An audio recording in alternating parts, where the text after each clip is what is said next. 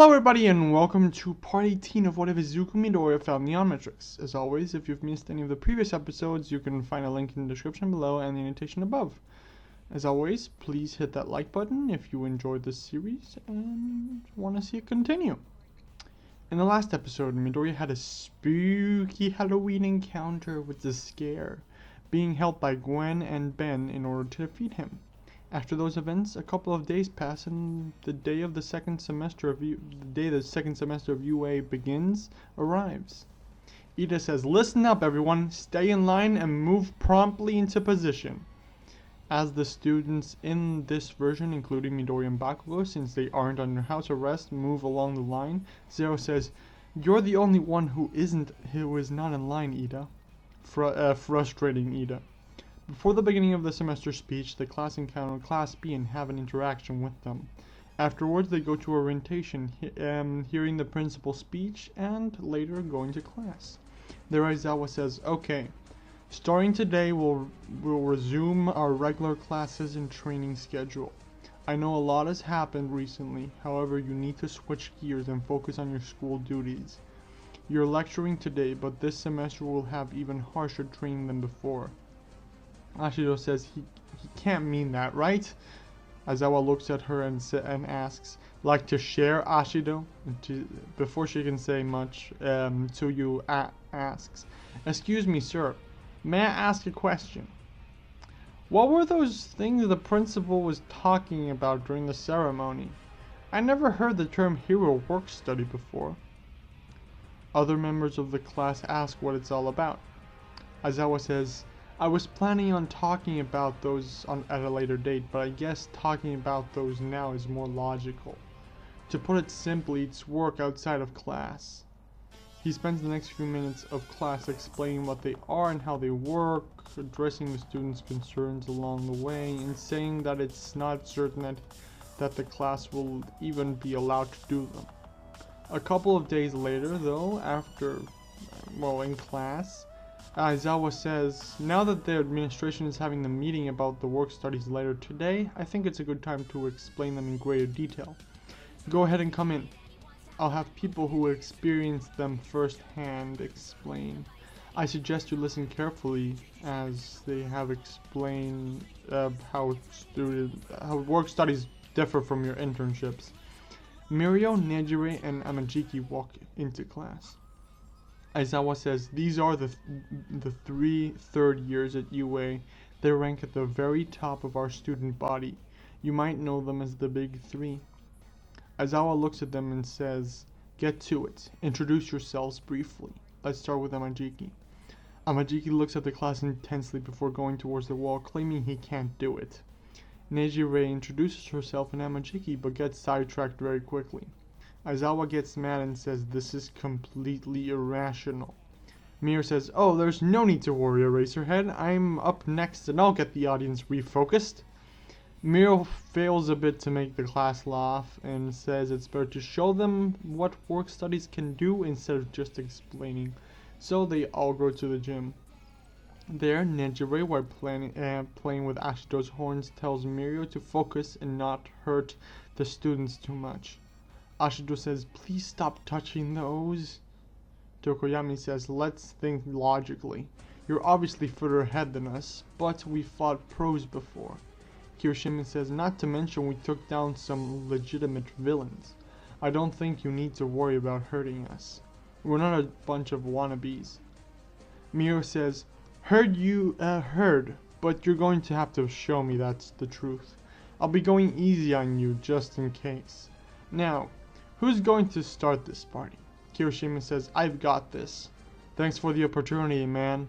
The opportunity to kick your butt." He charges at Mirio. Mirio's clothes then fall off, and Kirishima jumps right through him. Midoriya hits the Omnitrix and turns into Fasttrack, running in as well to hit Mirio, but he just goes through as well. Mirio says, "Went for the face, huh?" And the long-range students shoot out their attacks, but they just go right through Mirio. A bit of yellow light comes out of Mirio's body as he rushes at the students. He says, "I'll take on the long-range ones first." Midoriya switches to Heatblast, and as Mirio takes down the long-range fighters, Midoriya is attacked by Mirio. Mirio attacks Midoriya, sorry. Mirio then goes after him, and Midoriya switches to Big Chill just as Mirio wants to attack, and Mirio passes right through Midoriya. Mirio says, "Interesting," and turns to attack again, but is attacked by an Ice Blast. That just goes right through Mirio. Mirio says, "You're just as good as he said you were. I'll save you for last." Mirio phases through the ground and goes to attack the other melee students first. While he takes them down, Midoriya switches to Brainstorm and starts processing a plan. He then shoots a bunch of electricity at Mirio, but it just goes straight through him. Midoriya says, "Interesting.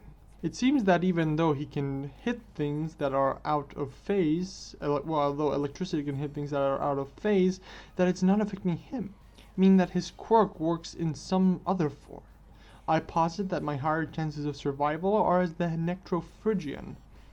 Midoriya then turns into Big Chill, and when Mirio finishes off the other 1A students, he goes after Midoriya, going right through him with a punch and freezing his arm over a bit.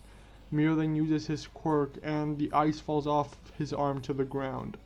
Mirio says, "So cold. How about a stalemate?" Mirio says, "Okay," and he turns back into himself, and Mirio goes to talk to him and says, "That's an impressive quirk you got there." Midoriya says, "Thanks." Mirio says, well, anyway, that's a taste of what it's like to fight me. So what do you think? Isn't my quirk strong?" Zero says, "Yeah, it's too strong." Mirio then proceeds to explain how his quirk isn't that strong and how he became strong thanks to experience. After the fight, Midoriya decides to call Ben to ask if he can do work studies at the plumbers, but Ben says, "Sorry, but no can do. We're kind of busy with the very limited personnel, and we don't have the extra manpower to train any new people. Plus, I'm kind of looking into some strange things right now, some weird DNA signatures and some unknown aliens." The next day of class, the students get the news that they are allowed to do the work studies after all, under certain parameters, of course.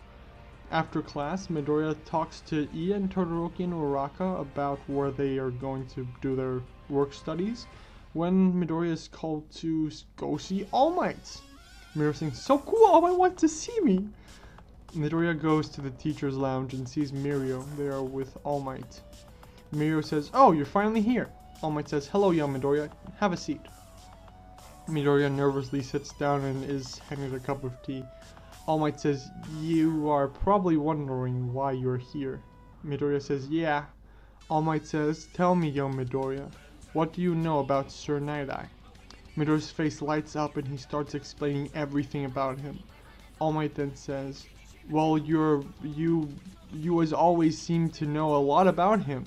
How would you like to work under him for your work studies? You have a lot of raw power and think you can learn a lot from him."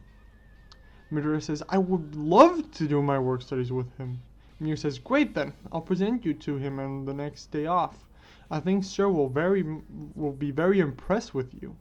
After all, you surprised the hell out of me during our little sparring match." Midoriya gets up to leave, but All Might stops him. He says, "Before you go, there is something I want to tell you about Midoriya. I think you should know this, the secret behind my power, young Midoriya. Did you wonder why Mirio was here with us?" Midoriya says, "Yeah, I thought that was a bit strange at first." Mirio says, "It's because I'm his successor. He passed to me his power." Midoriya says, "Okay." Mirio says, "Man, I thought you would be a lot more hesitant to believe something like that, considering that what I've been told about you." Midoriya says, "If you know aliens and time travelers and dimension travelers are real, you believe anything is possible." Mirio laughs and says, "Man, you're a lot funnier than I gave you credit for." All Might says, "Young Midoriya, I see great potential in you, and because of what the future will probably bring, I think you deserve to know. My quirk is called One for All." And All Might then explains the secrets of the quirk to Midoriya. After that interaction, Midoriya returns to class, and a couple of hours later, class ends, and Midoriya goes to train on his own, practicing his speed and skills with the aliens he has less experience with. A couple minutes after he starts training, a portal opens, and Professor Paradox comes through. Midoriya asks, "Professor Paradox, what are you doing here?" Paradox asks, I'm sorry, who are you? Am I in the right universe?" Midoriya looks at Paradox confused. Paradox says, "Sorry, just messing around a bit. Being immortal makes your conversation a bit dull. Midoriya, I need your help. We haven't any time to lose. It's Eon." Midoriya asks, "What about Eon?" Paradox says, "I told you last time we'd get him another day. Well, today is the day. Will you help me? Because the whole universe is at stake and I really need your help." Midoriya says, "Of course I'll help." Paradox says, "Great, we have to gather the others." Anyway, that's where I'm leaving it up for today. I hope you all enjoyed this episode. If you did, please leave a like and subscribe if you are new, although you're probably not if you're watching part 18. If you have any suggestions or have any theories or whatnot, please put them in the comments down below. I have to say that for the next few weeks, the schedule will be changing to 2 videos a week, and that all my series are going on break to introduce a new one. Until next time, have a nice day, everyone. Bye!